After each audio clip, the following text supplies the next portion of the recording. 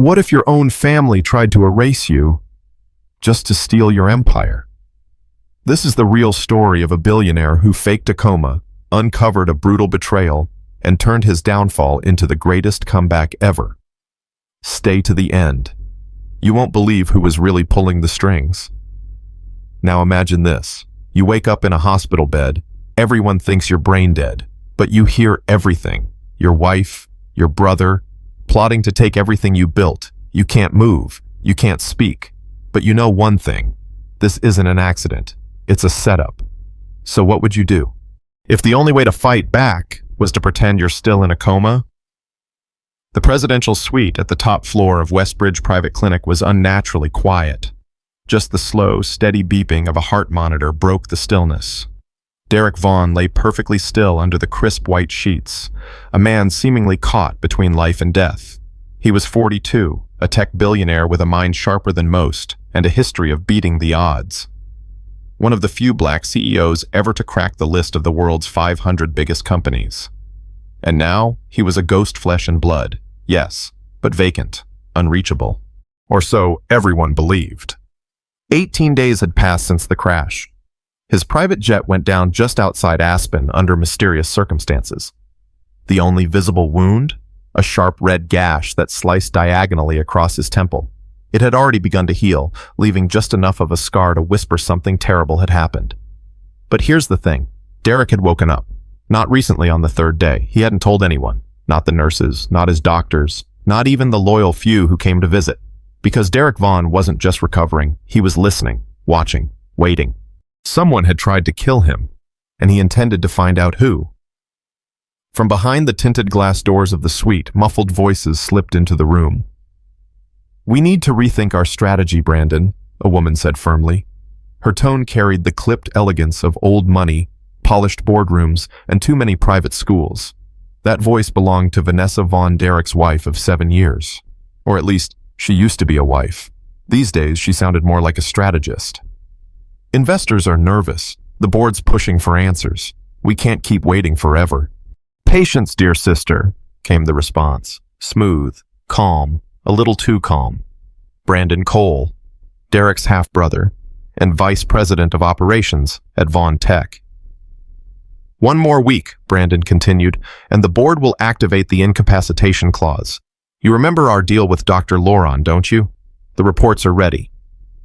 Inside the room, Derek's heart kicked up just for a second, a spike almost too slight to register on the monitor. But it was real. He had been right. The crash hadn't been an accident. It wasn't just an attempt on his life. It was a hostile takeover masked in sympathy, wrapped in family. "What about Alexis Carter?" Vanessa asked. "She's still asking to see the original test results." Brandon didn't even hesitate. "Alexis won't be an issue much longer. She's being summoned by the ethics committee. Some incriminating documents surfaced in her office." Derek's jaw nearly tensed, but he caught himself. Alexis Carter had been with him since law school. One of the few black women to crack the upper levels of corporate law. His friend, his counsel, his confidant. She'd helped him build Vaughn Tech brick by brick, and now they were trying to take her down too? He wanted to leap out of bed right then. But he waited. Because now, more than ever, he needed a plan. The glass door slid open with a soft hiss. Footsteps. But these were different. Lighter. More careful. Not the confident clack of expensive shoes or the calculated pace of a board member. "Good evening, Mr. Vaughn." A new voice. Clear. Professional. No fake cheeriness. Just calm precision. "I'm Riley Bennett, your night nurse."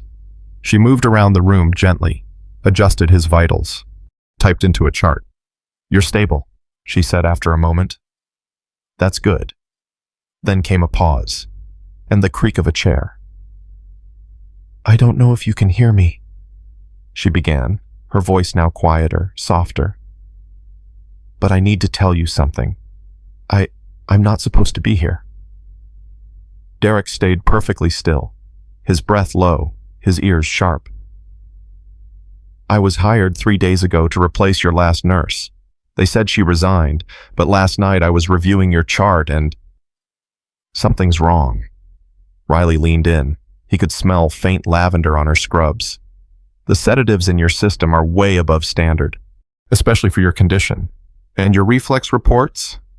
They don't match your vitals. Another pause. I'm not just a nurse, Mr. Vaughn. I'm a specialist in forensic neurology. I've worked on cases involving medical fraud and coma manipulation, and I can say without a doubt, someone's been keeping you under on purpose. That moment, the smallest flutter of a skipped heartbeat almost gave him away, but Riley didn't notice. I don't know who's behind it, she continued, but I swear to you, I'll figure it out, even if it costs me my job. She stood and adjusted one of the IV lines. I'm lowering your sedation levels, not enough to raise alarms, but you'll start to come around within a few days, and once you do... The door creaked again, this time with authority. Riley turned instantly, professional mask back in place.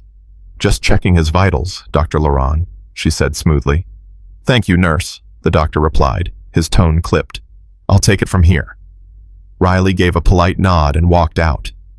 Derek was left alone again, but everything had changed.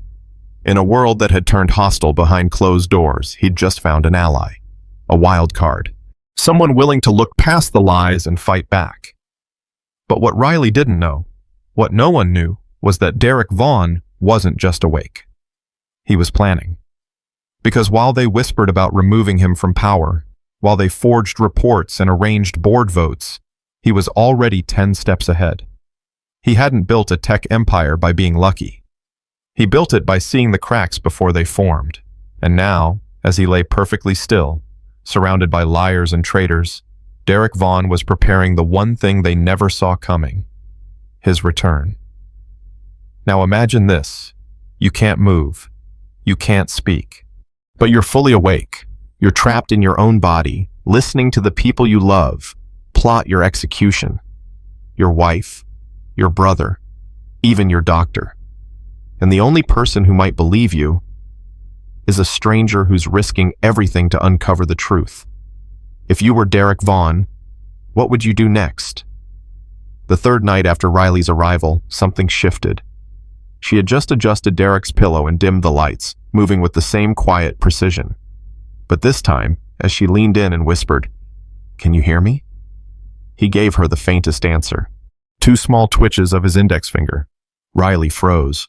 She stared at his hand like it had just moved on its own. Then she looked up, her eyes searching his face. Was that a movement? She stepped closer, her voice barely audible. Mr. Vaughn, if you're awake, blink once. One deliberate blink. Her breath caught.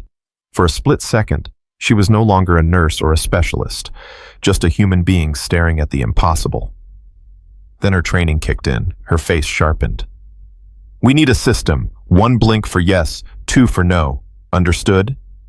Blink. That night, while the clinic slept, Riley returned with something she'd crafted herself: cards, each with a large printed letter.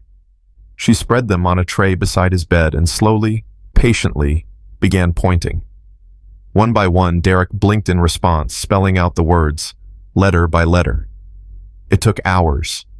It was slow, but it was the beginning of something no one had anticipated. THEYSABOTAGEDMYPLANE. When the last letter was confirmed, Riley whispered, "Who would do that?" She moved through the alphabet again. Blink, blink, blink. VANESSAANDBRANDON. Riley stared at him stunned. His wife and half-brother. Why? Another long sequence. PROJECTAURORA. Riley's breath caught again. She had heard the name. A rumored initiative deep under wraps at Vaughn Tech. Whispers about clean energy. Something groundbreaking. Project Aurora, she said aloud.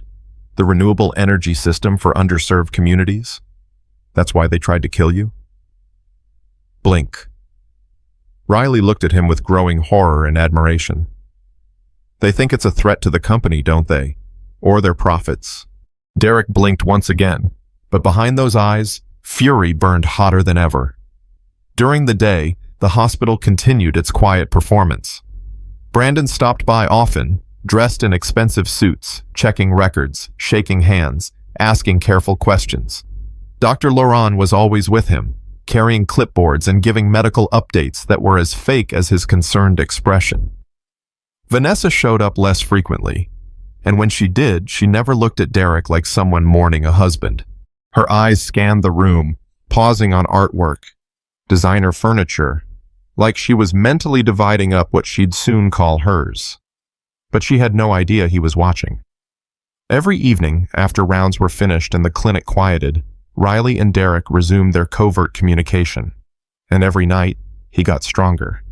First, minor movements, then muscle contractions, quiet physical therapy under the covers. They were slow gains, but they were real. On the fifth night, Riley came in with a grim expression. "I have news about Alexis Carter," she whispered as she pulled the curtain and sat beside him. Derek blinked twice, his signal for, "Go on." "I made contact with someone at her office. The ethics committee is pressuring her. They're accusing her of document tampering, bribery, completely fabricated charges." Derek's eyes flashed with anger. He blinked rapidly, too fast for her to track. "Calm down," she said gently. "I already warned her." An anonymous message. "She's smart. She'll figure it out." Later that night, she set up a hidden recording device in the hallway. The next morning, she played back the audio for Derek in a whisper. Brandon's voice, unmistakable. "The board will vote next week. I want a final report confirming irreversible damage. We need that clause activated." Dr. Laurent. "It's almost ready, but the night nurse, she's been asking questions. She's looked at the old files." Brandon sighed, audibly irritated. "She's just a nurse. If she gets in the way, fire her." Derek's hand clenched slightly. He was done playing victim. Every word they spoke was ammunition. Every lie another step toward their downfall. On the sixth night, Riley entered the room with someone else. "I brought someone you need to meet," she whispered. "She's the best." A middle-aged woman with sharp eyes and an even sharper posture stepped into the dim room. "Mr. Vaughn, I'm Dr. Evelyn Grant. I specialize in forensic neurology. Riley brought your case to me." Derek blinked slowly in greeting. "Close the curtains," she said, setting down a black bag. "We only have 30 minutes. Dr. Grant examined him with handheld tools. No machines, nothing that would trigger a hospital log. When she was done, she stood straight. "Just as we suspected. There's no permanent brain damage. He's alert. The sedation is keeping him down artificially." "We need undeniable proof," Riley said. "Enough to hold up in court." "I've got an idea," Dr. Grant replied, opening her bag again. "But we'll need Derek's full cooperation." Derek blinked once. "Let's go." The next morning, Brandon entered the Vaughn Tech boardroom like a man walking into his coronation. The executive board was already seated, 12 sharply dressed individuals, each representing billions in capital and influence. They nodded politely as Brandon handed out packets. "As you'll see from the updated medical documentation," he began smoothly, "my brother has suffered irreversible damage. Dr. Laurent's report confirms that continued treatment would be futile. It's time to stabilize leadership for the good of the company." Jacqueline Moore leaned back in her chair, not touching the folder in front of her. A longtime board member and one of Derek's oldest allies, she kept her expression neutral, but her eyes were razor sharp. "This all seems very sudden," she said. Brandon smiled, just a little too quickly. "We delayed as long as we could, out of respect. But Vaughn Tech can't afford to drift indefinitely." "And Vanessa?" Jacqueline asked, turning slightly toward Derek's wife, seated next to Brandon. "Do you agree with this course of action?" Vanessa dabbed at the corner of her eye with a monogrammed silk handkerchief, though there were no actual tears. "Of course it's devastating," she murmured. "But Derek would want the company to survive." Jacqueline noticed something strange. Vanessa wasn't wearing her wedding ring. 3 weeks since the crash, and already the symbols of grief were optional. Brandon straightened his tie and continued. "We're here to vote on a temporary transfer of executive authority, as outlined in the company's incapacitation clause. With your approval, I'll step in until further decisions can be made." What he didn't know, what none of them knew, was that across town, at the very same moment, a silent storm was building.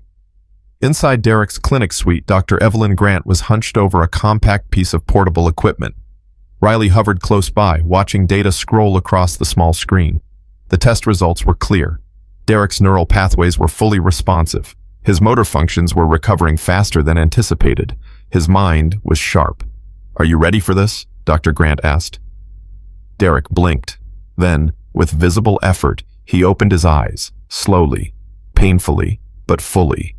And for the first time in weeks, he smiled, a slow, deliberate grin full of clarity and fire. "I'm more than ready," he whispered, his voice raspy but unmistakable. Riley's breath caught in her throat. He could speak. He was back. Dr. Grant stepped forward and helped him sit upright. His body was stiff, but he held himself with quiet power. "They think they've won," Derek said. "Let's show them how wrong they are."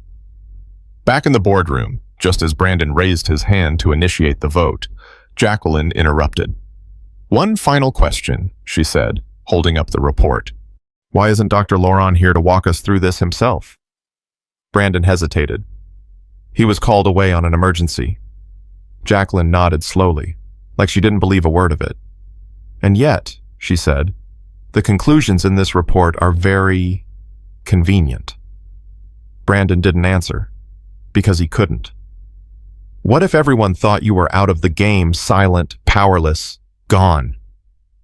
Your family moves in for the kill. Your company, your legacy, your life, all on the line. But here's the twist. They don't know you're awake. They don't know you're listening. And just as they're about to take everything, you walk into the room. Now ask yourself, what would you say to the ones who tried to bury you alive? A new voice broke the tension, steady and unmistakable. "Convenient for who?" Heads turned. Every single person in that room froze. Standing in the doorway, dressed in a sharp navy suit, cane in hand, was Derek Vaughn. Alive, awake, and very much in charge.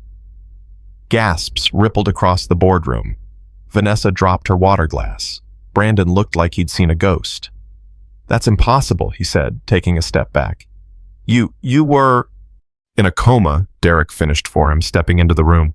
"That's what you told everyone, right? That I was brain dead? Beyond recovery?" Vanessa's face drained of color. "Derek, listen, this is all a misunderstanding." Dr. Grant entered behind him and calmly placed a thick folder on the table. "As an independent forensic neurologist," she said clearly, "I've documented clear evidence that Mr. Vaughn was kept sedated unnecessarily and in direct violation of medical ethics. This wasn't care. It was sabotage." "This is ridiculous," Vanessa said, trying to regain composure. "Is it?" Derek asked.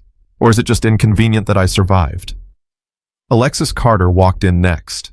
She was calm, composed, and holding a briefcase. She opened it and passed out printed transcripts, emails, text messages, records of meetings. These documents outline extensive communication between Vanessa Vaughn and Brandon Cole in the weeks before Derek's crash, she said. "You'll notice references to a permanent solution and clearing the path for the vote." "This is slander," Brandon snapped. "We were discussing a restructuring proposal, not murder." Derek didn't even raise his voice. "Riley?" The nurse stepped forward, holding a tablet. She tapped it, and a video began to play. Brandon's voice, crystal clear. "Keep him sedated until the board vote. Then we let nature take its course. A coma this deep? No one will question it." Silence fell over the room like a shroud. Brandon's face turned scarlet. Vanessa's lip trembled. No more tears, no more performance. "This is a setup," Brandon stammered. "This woman, she's just a nurse." Riley met his gaze, unblinking. "A nurse with certifications in digital forensics, neurology, and surveillance capture. And no, this isn't a setup, it's your confession." Alexis stepped forward again. "Bank records," she said, sliding more papers across the table. "Offshore transfers from an account linked to Brandon Cole, starting 3 days before the crash. Each payment made to a medical consultancy, headed by Dr. Lauron." Jacqueline stood up slowly, voice shaking with fury. "This isn't just corporate fraud. This is attempted murder." Derek walked toward Brandon, his steps slow but deliberate. "What amazes me," he said softly, "is that you really thought I'd go down quietly.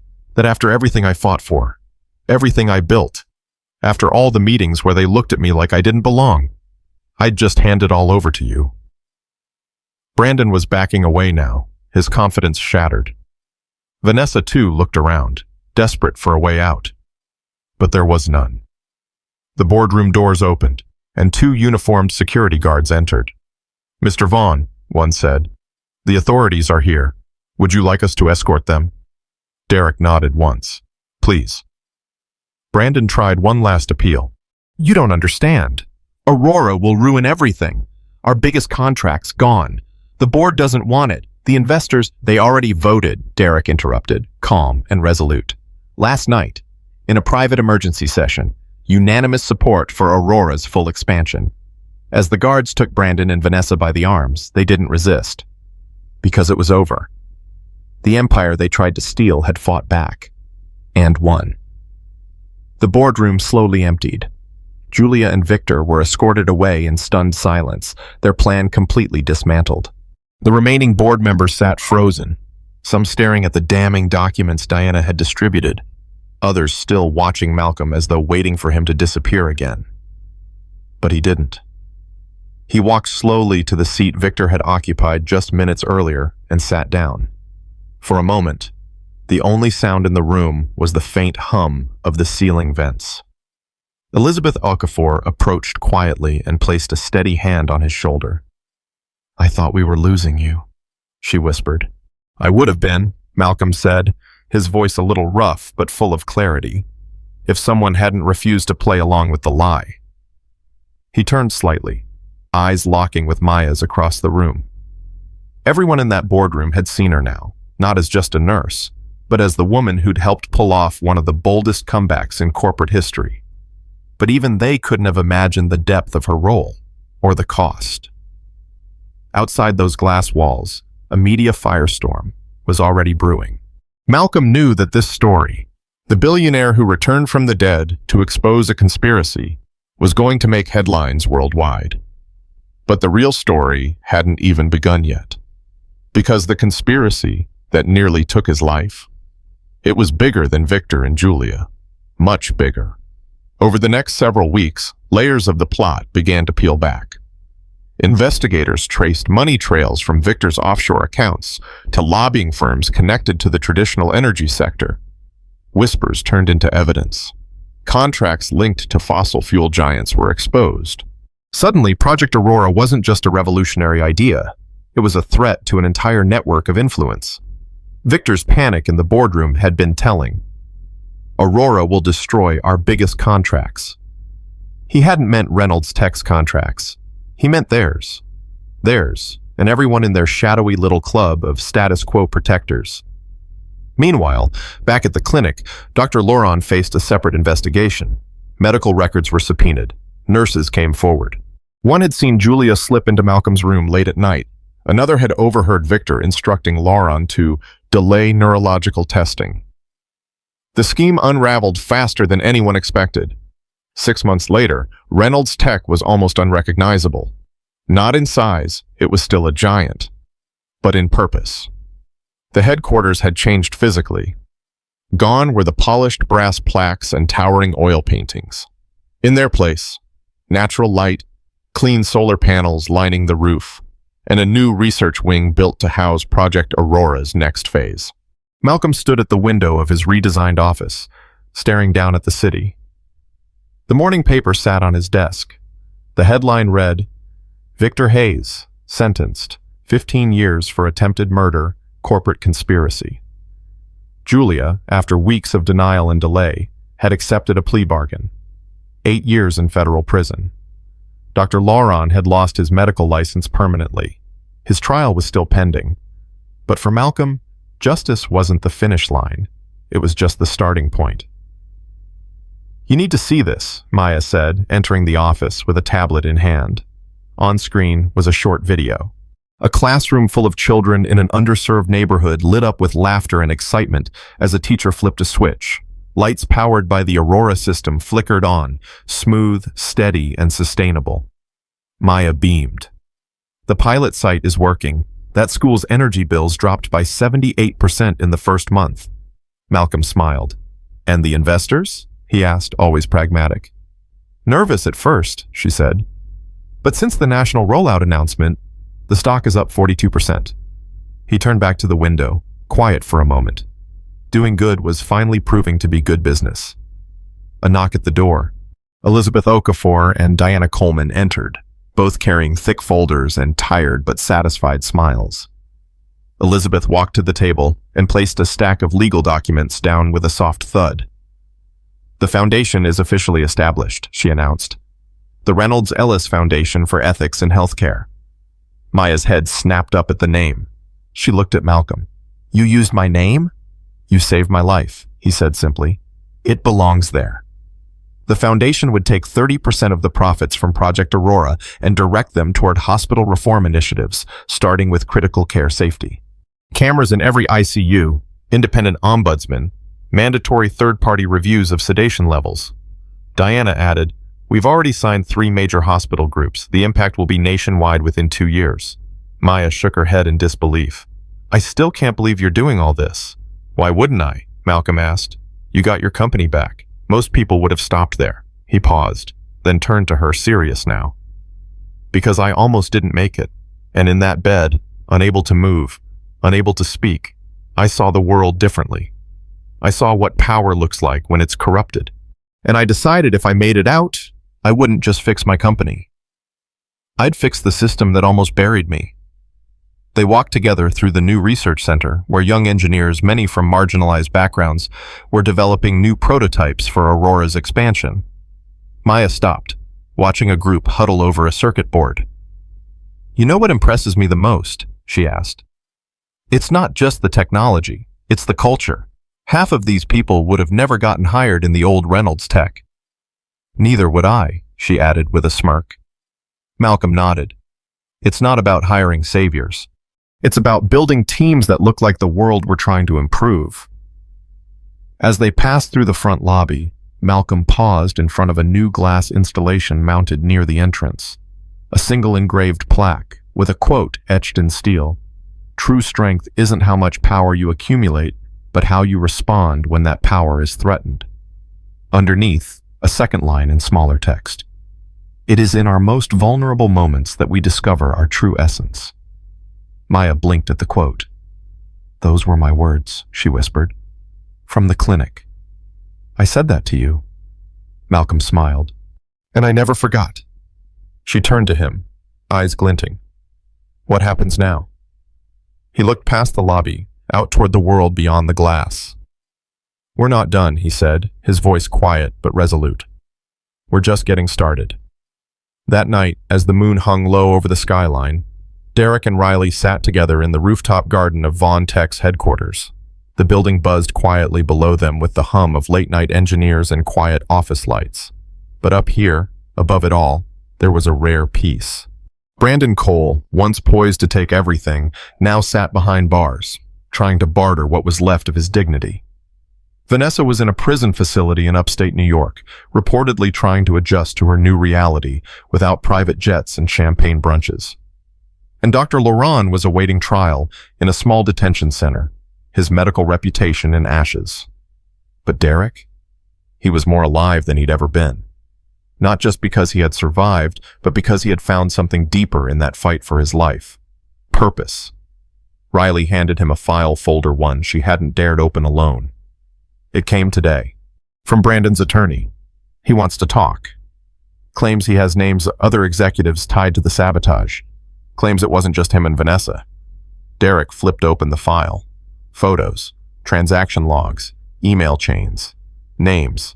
Some he recognized, some shocked even him. These aren't just disgruntled board members, he murmured. These are players from across the industry. Old energy, private equity, people who stood to lose billions if Aurora became viable. Riley crossed her arms. So Brandon was just the delivery boy. Exactly, Derek said, eyes narrowing. They used him, gave him just enough power to believe he was in control. But this is the real circle. This is the empire behind the curtain. For a while, neither of them spoke. The wind rustled through the trees planted along the edge of the rooftop, and the city twinkled far below. So, Riley finally said, what do we do? Derek looked out over the skyline. We exposed them. He stood slowly, no longer leaning on the cane he once relied on. But we don't just burn their house down. We build something better. Something they can't stop. The next day, Vaughn Tech announced the largest expansion of Project Aurora to date, launching pilot programs in South Africa, Brazil, and parts of Southeast Asia. Each rollout was accompanied by a strategic alliance with local engineers, small companies, and community leaders. The message was clear. This wasn't just a tech export. It was a revolution designed to uplift, not extract. The media couldn't get enough. The headlines told the story of a man betrayed by those closest to him, who didn't just survive, but built something even stronger out of the wreckage. But behind the scenes, Derek and Riley, along with Alexis and Jacqueline, were preparing something else, a formal investigation into the business practices of major players in the traditional energy sector. Whistleblowers started coming forward. Emails were leaked. A quiet war had begun. And Derek, the man who once lay silent in a hospital bed while his enemies plotted over his corpse, was now becoming a symbol of resistance, of reinvention, of a power redefined. A few weeks later, as Riley walked into the office holding a new batch of reports, she caught Derek watching something on his screen. A video. A public school in Kenya had just flipped the switch on their first solar-powered classroom using Aurora tech. The children laughed, their faces lit by clean, reliable light. Riley smiled. "Still think we're crazy for trying to change the world?" she asked. "No," Derek said quietly. "I think we're just getting started." He walked over to the window again, that familiar habit, but this time with a look of satisfaction, not restlessness. "You could have done anything," Riley said softly. "Could have moved on, gone back to the boardroom, let the lawyers handle it all." "I could have," he replied, "but I realized something in that hospital room when you're lying there, unable to move, unsure if you'll wake up again." He looked at her. "You stop caring about shareholders. You start thinking about legacy, about who your work actually touches, and who it leaves behind." Riley stepped beside him. "And what did you decide?" "That I don't want to be remembered as the black billionaire who survived a crash. I want to be remembered as the man who built something that couldn't be corrupted, who turned betrayal into momentum, and power into service."